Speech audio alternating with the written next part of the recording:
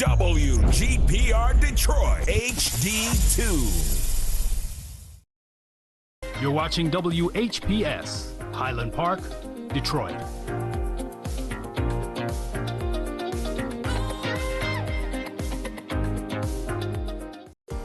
The views and opinions expressed on the following show are not necessarily the views and opinions of WHPS, its affiliates, management, or sponsors.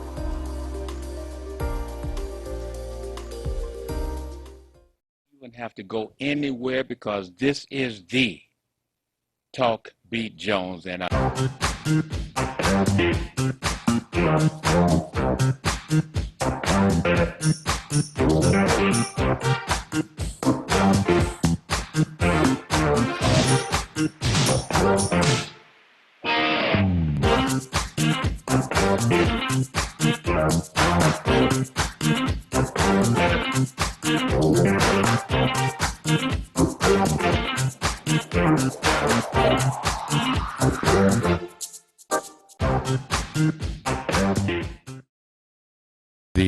this is the Talk Beat Jones, and I am Billy E. Jones, and I want to thank you for being with us today, and want to send out a special hello to Detroit. Detroit, this is about you. This is about you, Detroit. I just want to understand.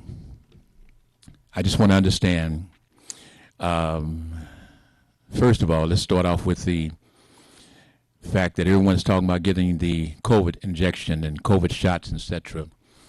And so what I want to understand is, how can they tell us these places are open, the places are ready? We walk in and they tell you something different.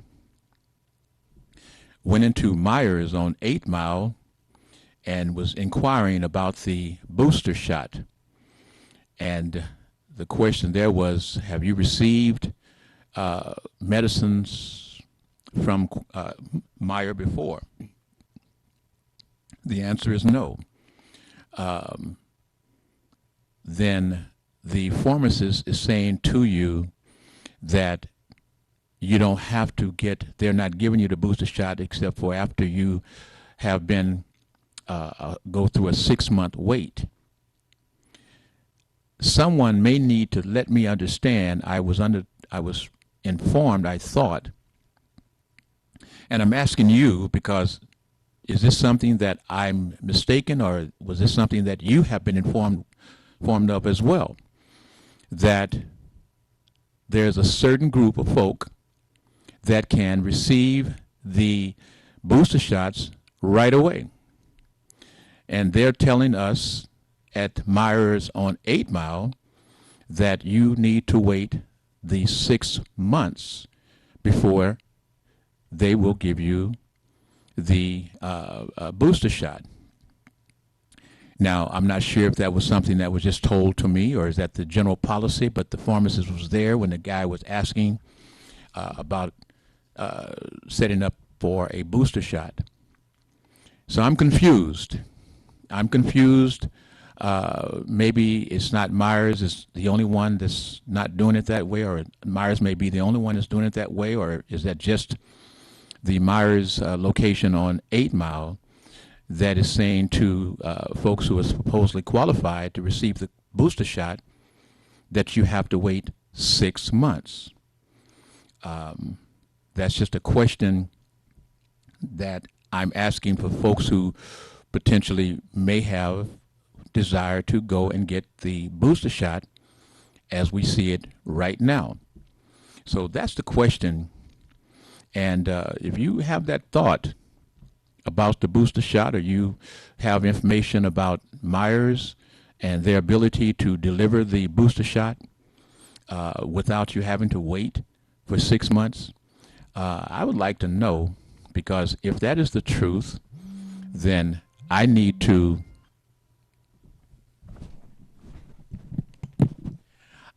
go back to the Myers and to let them know that the pharmacist, for whatever the reason, is not giving everyone, apparently, if they have not been a Meyer person in terms of receiving medicines, etc., from Myers before. So that's my question to start off. That was kind of like confusing. And during this time that everyone is trying to find convenience for their injections, for the booster shot, for the flu shots, think about getting that flu shot. That's one of the good things. We know that we have those things, and I'm told, maybe I'm wrong, but I was told that you can have the booster shot and the COVID shot, booster shot, at the same time. One in one arm, one in the other arm, if that's the way it takes. But you can do that. Now, that's what I'm trying to get clarified, is why some folks couldn't get the shot when they wanted the shot. Do you want the shot and can't get it? If not, we're going to have a problem. But here is the other part. I'm checking out Chief White drug unit problem has been rooted out. That's what they're saying. That's one thing. But family, my question to you is, have you ever had your car towed? Or have you had a second or third car legally parked on the street that, for whatever the reason, you received a ticket, and even when you receive a ticket, I thought there was a time they had to come by and put a tow sign on your car to be towed notice on your car. It was really different to wake up and have a neighbor say, hey, the car gone. Well, let's see what's going on. Well, they gave me the information, and family, I have the ticket. Not necessarily for you to see, but I have the ticket. I have the police 10th precinct information. And it's not so much, and I also have a paid ticket receipt. And you say, Billy, what the heck is you're talking about? What is the problem? The problem, family, is this. As I read and they're talking about the towing problems and the towing situations, etc., and what's going on now, when you report that your car has been towed, and you report it, and of course you have to go to the precinct in person for a towed or for at least for a stolen car. So it went down to the 10th precinct, and family, the 10th precinct say they don't tow. They don't tow. The police department don't tow. They say it is the parking, the City of Detroit Parking Violation Bureau, they say is the department that tows your car. So you go down to Lafayette, the location on Lafayette, and of course that's where you have to pay the fines and pay the tickets and whatever. And they tell you that you have to go to the police department because the parking, they don't tow. They have said they haven't towed in over a year. That you have to go to the police department. Now, this is the confusion. This is my confusion. I guess this is kind of personal for me. If you walk into the police department and they tell you that they don't tow, that the towing is handled by the parking enforcement from Lafayette, you walk into Lafayette, the parking enforcement department, and they tell you they don't tow. Well, who's towing? Who's towing? Who is authorized to tow? And it's like I'm just totally whacked right now in terms of who's towing the cars. Who's towing the car? Who's authorizing them to tow the cars? Now, I assume the way it was before that who is putting the tow tag on the car? Who's putting the tow tag on the car? Confusion is where I am in terms of how the system is working in terms of when your car is missing and you call and you're trying to find where is your car. They tell you they're looking in their system, and of course, but the police department and the police enforcement both say they didn't tow. They don't tow. Who's towing the cars?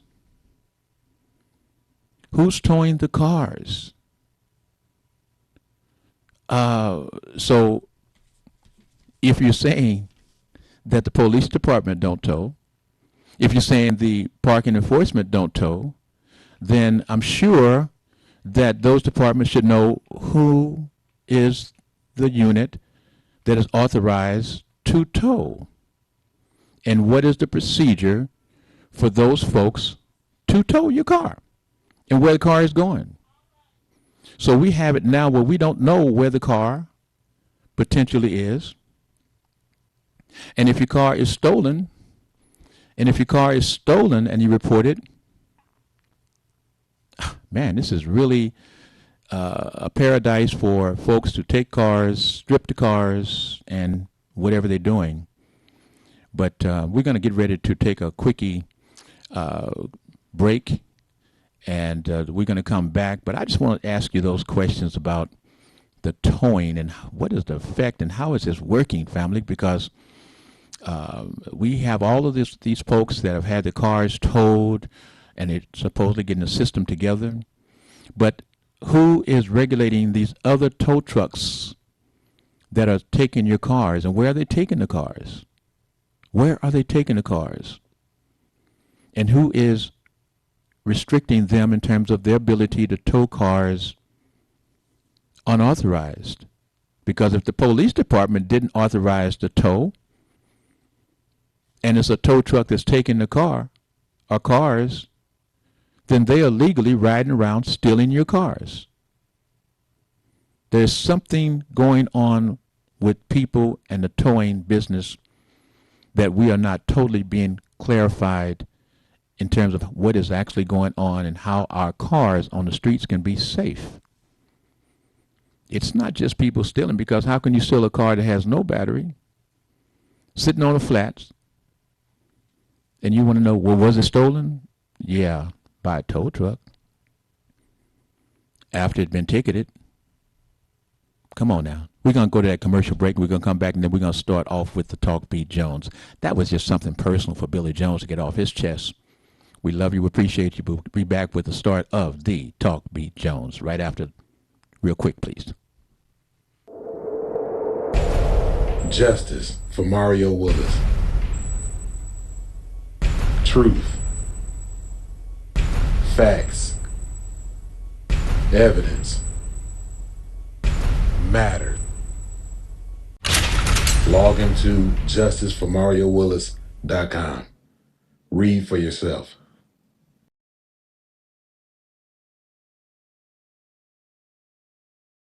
We at Watkins Broadcasting care about the health and safety of our viewers and listeners. During this novel coronavirus pandemic, please protect yourself and others. Wash your hands well and often. Avoid touching your face.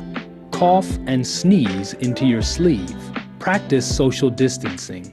Stay at least 6 feet away from others when in public, and only leave the house when it's essential. Stay safe. You are important to us. You wouldn't have to go anywhere, because this is the Talk Beat Jones, and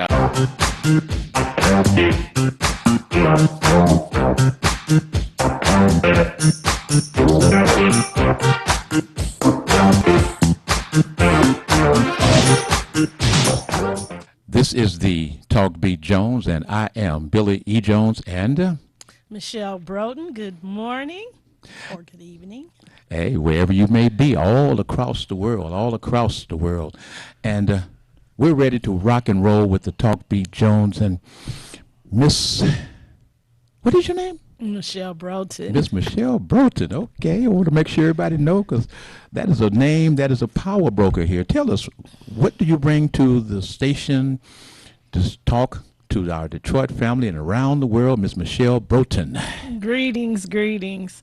I just heard you was a victim of the towing company. Yes. That's a horrible thing. Yes. But at least the FBI is here. And although we may not get reimbursed or resolved from that atrocity, at least they are going to put a stop to it. I believe that they're going to have to get deep into the layers, because this is not something that you just hit it there and we're stopping. This is kind of like deep, because I think you're going to need to go all the way into the Secretary of State office and the folks that's doing things there, etc. Yeah, just like I didn't even know about Belle Isle for the, they said, you going to Belle Isle? You been to Belle Isle? Well, I'd been there for about 8 years. So where? Oh, that, okay. One time. So I'm still new, y'all. Go ahead. Oh, that used to be one of our better parks. Anyway, so District 2 was Roy McAllister's area, and so he wasn't returned. And then Angela Callaway is the newly elected. Now, she's interesting. I mean, can we take a moment and because, as we talk about the Talk Beat Jones, we talk about you and myself here, that we don't previously or go through discussions and try to figure out what are we going to say, whose side you're going to be on, and we're going to go this direction. We don't do that. Who don't do that? We don't. You and I. Oh, no, we don't. No, we don't. No, we don't. See, fam, we get it just right on the air. Right. So I had no idea of the involvement that you had with Miss Angela Callaway. Yes, I had, and I'm here this close on the air. Yes. And she never said, Billy, we want to kind of go this way or try to give some tease points to this way. She doesn't do that. No. I work the streets as a precinct delegate. It's about the people, and I'm about the people. Yes. It's nice to be able to have money to come on the TV or the radio or to do billboards. Billboards don't vote for you. Radio and TV is a platform to get your message out, and people can hear you or people can see you.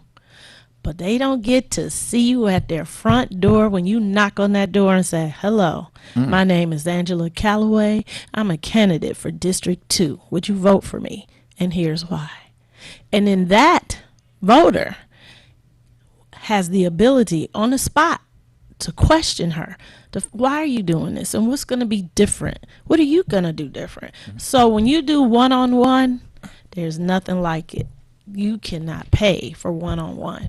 And we just put in the groundwork and kept putting in the groundwork unrelentlessly, in the rain, in the cold, every day. No rest. Well, we're going to go to a commercial break shortly. But that's something that you need to teach, because everyone's saying, well, the ground game is dead for this election. And, that was not true for you in terms of how you and your troops did this. And again, Minister Malik Shabazz, Oh, bam, yes. give you that salute. Oh, yes. Mr. Sam Riddle, bam, Oh, yes. give you that salute. And I just want to say before we go to commercial break, the hardest working man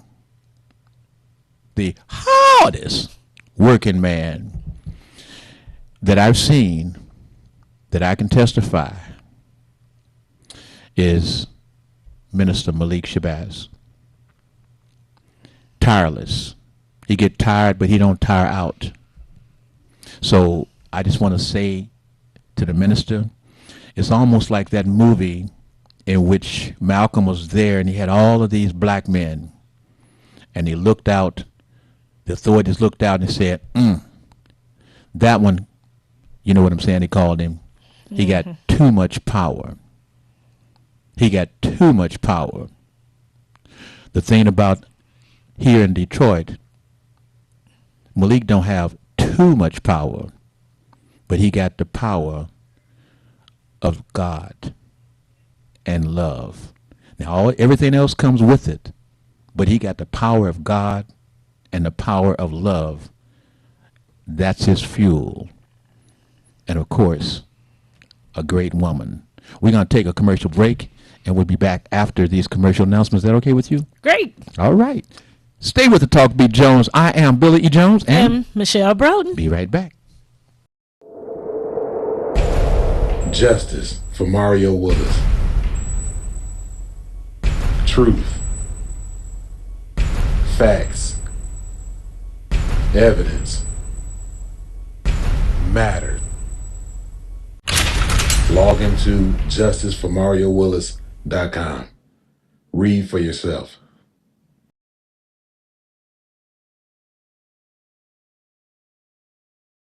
We at Watkins Broadcasting care about the health and safety of our viewers and listeners. During this novel coronavirus pandemic, please protect yourself and others. Wash your hands well and often. Avoid touching your face. Cough and sneeze into your sleeve. Practice social distancing. Stay at least 6 feet away from others when in public, and only leave the house when it's essential. Stay safe. You are important to us. You wouldn't have to go anywhere because this is the Talk Beat Jones, and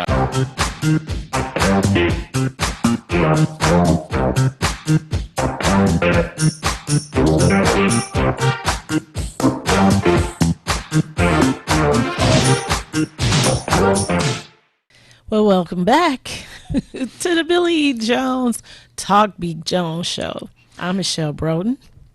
you don't see the name up there, but this is Billy Jones, Michelle Broden, Talk Beat Jones. You know, we've been doing this a long time, Michelle. Been doing this a long time. Yes. I was under the banner at one point of Mr. R.J. Watkins, one time under the banner of Mr. Henry Tyler, one time under the banner of my mentor over the airways and in life, understanding, Mr. J.D. Hill. Right. Mr. Tatum Eason.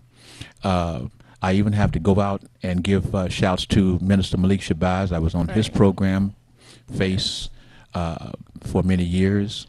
Hair Doctor. You know, and there are other folks who had shows who had me be in the face for them. And if I've forgotten some person or some person that I represented, I apologize. So to have you be the co-host, actually not somebody who's calling, not someone that's just coming through the doorways for that moment, but actually the moniker, this is Talk Beat Jones, and this is Michelle Broden. Family, get used to this style. This is what we've been working for. Miss Michelle Broden is the jewel. Well, thank you. Take it, Miss Michelle Broden. Thank you. So, as a precinct delegate, we do our jobs to find out about what we're supposed to find out about. So that's the elected officials. And when an election comes up, we go through all of the business about the different candidates. So when you do your research, you kind of know who you want to support, who you want to help out. Because I don't get paid for this. No? At all. No. No. You're as tired as you be, as hard as work. You know, I can't even talk because you're working all the time. I mean, you're going from one unit to another unit to another unit. Yeah. You wear yourself down to the, you know, I mean, I would say you work yourself down to skin and bones, but that would not be true. Right. You working yourself down to nothing. Yeah. Yeah. You know, she's past skin and bones. She's working. But you have to be maybe a light or a torch, and then when the community see that you're putting in the work, then the next young person coming up may try to be a precinct delegate or a state rep or the next city council person or the mayor. But you have to show them and you have to put in the work. So I when don't you do understand. that, I don't understand the value, the complexity of precinct delegate and how important. I think that we, as a general population of folk, we hear that title, precinct delegate, and I want you to come. You can be with that, but doggone it, to get the value of our voting style, we need to understand what is the persons who are precinct delegates. well, they're the ones that take out the time, do the research, do the fact checking, and then they go back and inform their precinct. This is what I found out. If it's not enough information, maybe you can help out, and together we can get more information. And for those that just want to be given the information, then we're the tools that they use. But this particular election, Okay. the smart candidates knew to call the precinct delegates because they know that you have the pulse of your community. Okay. Right? Okay. So I'll tell you, Mary Waters is so smart. She knew to call on her precinct delegates. Who was her precinct delegate? Well, I'm one of them. I want you to take your credit now. Yeah. I want the people to see. I mean, I know behind the scenes there are folks who know. Yeah. Okay, There are folks. There are folks behind the scene who knows. But one thing I learned from Sam, you put out what you do. You don't assume that folks know who you are. He'll go back to 1960 something, 70, and he'll go all the way back to the military. You have to tell the people Tell your story. if they're going to give you some respect. Yeah. You have to tell your own story. Right. When I come here, I can't talk about my glory and my reputation and all the things I did at Sobey Television, etc. That was then. My story is here in Detroit. And if I don't tell it, you Detroiters don't know. So when you say, why does he do this? Because you don't know me. I have to tell my story. The folks around here don't know me. Right. But you know her now. And she's from here. Yes. And this is an important time, folks. So listen to what this young lady has to say. And, of course, if I didn't have the talent and the skills, I wouldn't have represented Mr. R.J. Watkins, Mr. Henry Tyler, Mr. R.J. Watkins again, and, of course, J.D. Hill, Mr. Tatum Eason, Malik Shabazz, and working with the hair doctor. Something's with this. But I want you to know about this lady. She's the power broker. You say, Billy, why you keep pumping it? Because it's real. It's real. I have 2 winners under my belt. 2? I have more than that, but I mean currently. But to me, if I remember now, you don't talk to me. I know, and you come back to what you about the precinct delegates, but I know you got 2. The Mary Waters, I really didn't know. Yes. Because you wouldn't, we didn't talk about that too much. We had grandchildren walking and knocking doors with that one too. And the other Miss Calloway? Miss Calloway. I knew nothing about this one. Yes. And then there was another one that I didn't know about, and we didn't know about that you happened to mention. You didn't mention. Do you want to mention that one too? No. No. Okay. Okay. Well, let's talk. I could go way far back. I was saddened to find out that Barbara Rose Collins had made her transition. She was the first. Before her, as a young Dem, being a young Dem, of course, most of us worked on Coleman Alexander Young Sr., original. You did? Yes, campaigns. Okay. We were called the foot soldiers back in those days under Buddy Battle's regime. And then when Barbara Rose came down from Lansing, because she was a state legislator, it was 79, 1980. And I worked on her campaign. That was probably the first year I became a precinct delegate as an 18-year-old. And worked really hard because, we had to work. It was citywide back then. And Barbara Rose won. And she thanked everybody. Okay. and I was at one of her fundraisers really quick, and she was going your around. show. Take It your was a time. fundraiser, and then she was going around passing the hat, saying, "Now we got to raise this money. It's citywide. We need some money, money, money." And I'm telling you, all of the people were there, dressed in their minks, their alligator shoes, their Uh-oh. Bossolinis. So they had money, right? Yes. More than me. Yes. Well, I don't know about that. My father had just given me my allowance, right, that I'm supposed to have for a week for school. And I thought about it, and nobody's doing anything. I gave her my $50. What? Yes. That my dad gave me, that was my allowance for the week. You didn't work she and you're was paying. so moved that this youngster, after she had asked, it was like maybe a good 40 minutes went by, and I donated to the campaign. Then after that, she kept saying, if this youngster can do it, you guys got to do it. So then we were able to, get it going. So when she was successful, I was the youth that she put on council, and I worked for city council for Barbara Rose Collins. Wow. Let's take a moment since, I know we're going to come back to your precinct delegate situation here, but Barbara Rose Collins was your beginning. Is that right? Yes. Come on, give me some As far as trail. city council is concerned, yes. Okay, now, every time I call out some names, you say, I worked for them. Yeah. I worked for them. And let us get a trail of Miss Michelle Broughton and the folks. I mean, you work for Clyde Cleveland? I work for Clyde For Cleveland. y'all out there, I'm new. Yes. I'm new to this game, okay? Can you tell us a little bit about some of the other folks and go back to Clyde Cleveland? Because I want to know. I want to know. Ladies and gentlemen, boys and girls from around the world, I'm trying to learn like you. Who is this lady? Who is my partner here? All this power, all this background. Give me some, because these names are power brokers, family. And if you've worked for them, you've learned. Tell me about them, please. Well, back in the day, it was different. So this is the late 70s, early 80s, and they were actually really for the people. And so they did come in the community. You would see them. You'd see them in your local grocery stores. You'd see them in the neighborhood. You'd see Clyde anywhere in the neighborhood. He'd go look at the parks to make sure the grass was cut, that the kids were safe.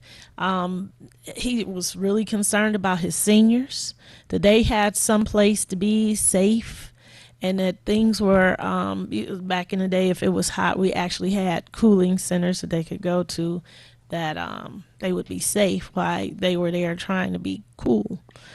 But they were very interested in us, the Detroiters, the citizens.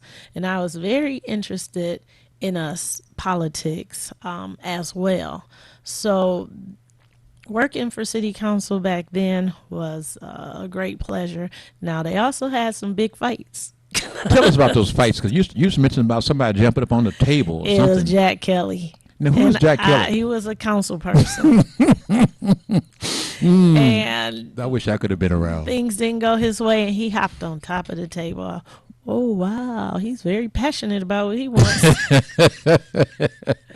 But they would, drag it down and make sure that they had the benefits they needed for Detroiters. So they would fight for, literally fight for the benefits of the citizens of Detroit. Right. Wow. Right. Because it was citywide, it wasn't districts. So that's kind of different, and then when somebody wants a contract because it benefits this area, that was the fight. It shouldn't be an area, it should be for the entire city. But now we're in districts, so now it's different. Here I go. Quick flip. Tell me, do you think Detroit should have switched from district-wide to districts? No. Why? Well, the issue or the rumor mill was that most of the council people only came from one area. So that's your Palmer Woods, your residential area, Bagley area, your Sherwood Forest area. And the people in Southwest Detroit felt neglected because of that community. Okay. Far East Detroit felt neglected. And they didn't think that the council people seated at the time really put in the work in their neighborhoods. So when it was time to address the city charter, they really went after the charter to make sure it was district, so that you actually had to live in that neighborhood. You had to live in that area so that the people would have proper representation or a go-to person. And then you can go to any council person, but then they will still put their district has a star, and then it's everybody else because the district elected them. Get it? Right. Mm-hmm. But they do service all of Detroit. Wait. They have a district, but they service all Anybody of Detroit. could call their office, and they would assist and help. You talking about under the district plan?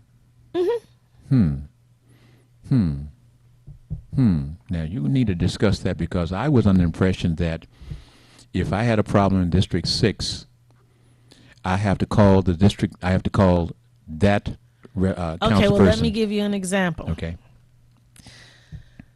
If I call my council person in District 1, just an example, and that person nor the staff responds to me, then I'm going to call the president, which would be Brenda Jones, or the next council person that answers the phone and say, hey, I got a problem. And I did call my district council person, and it fell on deaf ears. Can you help me? They're going to help them. Because then they can tell that story, and then the people in District 1 say, wow, we have the best councilmen. They help us and they help everybody because we're all one Detroit. The interpretation, I thought, was people in the districts handled their districts, and the people who were elected at large was supposedly the persons that handled all of Detroit. So that's a little bit different, is that I can be in District 2, but if my partner or person in District 4 has a problem and he can't or she can't get to it, I can assist. But I thought that was what they put the district management people in place for. The district managers represent Mike Duggan. Oh, They're appointed. oh, They're not elected. oh. So even though I'm the council person, that district manager is not the person that I chose. It comes from Mike Duggan? You did not. You did not. So they don't really have, they have a wealth of information, but they are not, I mean, you're a voter. Mike Duggan put me in this position. I'll answer you when I feel like it. I don't have to be nice to you because my job is secure. Whoa. Okay. But if you're elected, Okay. you're going to pay attention. Okay. And your disposition is way better. Because Okay. as you now know, we can make a change. We can make a change? Yes. You can get fired. All for the council? Yes. How do you do that? Don't get reelected. You won't get reelected. You got to learn where you come from. You treat the people right. You keep your campaign promise. You treat Detroiters and voters with respect, no matter what. You make sure that the people are comfortable with what you're telling them and that you get the job done. Get the job done because that's what they hired you for. That's why they voted for you. Get it done. Ms. Broden, tell us this. How is it that there can be folks who represent different groups and they are at loggerheads? Their history shows that they are really not people that want to work together, or they have a very strained relationship to work together. How is it during this election time that a person such as yourself, or let's put it that way, can go about and see that there's fractions here?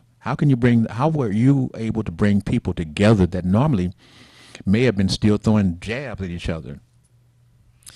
The common good. The common good. The common good. Or the greater good. You know, we can agree to disagree, but if we come together, will this make our condition in a community better? Do we need the information from those folks? Yes, we do. So we have to learn to communicate and cooperate. And that's all it's about. You don't have to like me, but you should cooperate with me. If we're helping the community, if we're helping the babies in the community, if we're helping the seniors in the community, it's about getting resources to the people who need it the most. And I'm one of them. We are one of them. Yes, we're one of them. So, family, what you're doing is you're learning today, again, that moving forward, you have people that have had all type of disarray. People who say they can't get together with these people because they can't find a common ground to work with. That's not true. And you're hearing, you're listening, that's not necessarily true. It is not necessarily true to say, I cannot work with that person, I cannot work with that group, we can't come together because... You have to take yourself out of it. You have to take the I out of it. What is the purpose? Is the purpose to bring resources so that we can get new businesses in the neighborhood, so we can help young black business owners become better, you know, or get their message out, because their services will help the seniors, will help the youth, will help the youngsters in the neighborhood, or just be a better benefit for the neighborhood? To take yourself out of it. Sounds like something to live by, huh? Try to. Try to. Well, you know, Ms. Broughton, we have about 3 minutes left, and I would like for you, and the family again, I'm just thrilled to have her in office, in studio with us, and so I want her to have this time to do the last minute, but leading into our closeout, Ms. Broughton, would you give the last 2 or 3 minutes of our closeout, please, however you want to take it? Yes, again, I want to remind everybody to take care of yourself. Your health is valuable. Your child's health is valuable. So make sure you do your research, get vaccinated so that everybody can be safe, or find out what you need to do to be safe. What do you need to do to keep your children safe? Because we all want to be here a little bit longer. We want to be safe. We don't want to be sick. We don't want to be worried about our family members.